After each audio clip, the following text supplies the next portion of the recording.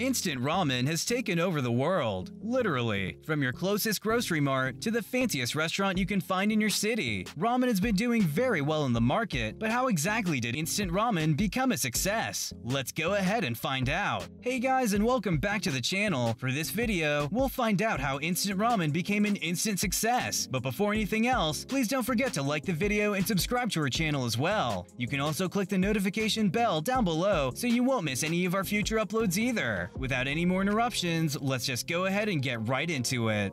Did you know that roughly 290 million people eat instant ramen noodles every single day? Instant ramen is made to be delicious, non-perishable, easy to prepare, and inexpensive. Costing only around 29 cents, the famous ramen has been eaten even in space. Not only did they eat it, but they enjoyed it. But it didn't happen all in the snap of a finger, so how did exactly a 48-year-old businessman who had no knowledge about making noodles start this multi-billion-dollar industry? It all started with the entrepreneur Momofuku Ando. Instant ramen is not his first attempt to join the Three Commas Club. He ventured out from selling textile, charcoal, and even started a school at some point. Ando is so famous that he made it even in a children's book and starred in an animated short film called Samurai Noodles. In the 40s, after the infamous World War II, Japan faced a famine crisis and had their worst harvest season for decades. According to the Nissan spokesperson, at the time, people were starving and queuing for noodles at street stalls. However, there was a ban on selling street food at the time. Thousands of open-air markets have started their businesses. It's reported that factory workers got more than half of their vegetables on the black market. Back in the days, Japan was dependent on wheat provided by the US in its occupation. Ramen and now famous gyoza, both made from wheat flour, were their staple food since they are high in calories. It was suggested to use the wheat provided by the US to make bread. Ando, with his genuine curiosity, wanted to know why the government wasn't using that wheat flour to make noodles, which at the time were more common in Japan. Ando proposed that ramen is more accessible and easier to prepare and could possibly be the solution to end Japan's hunger problem. But in response, he was told, if you think that's a good idea, then do it yourself. So,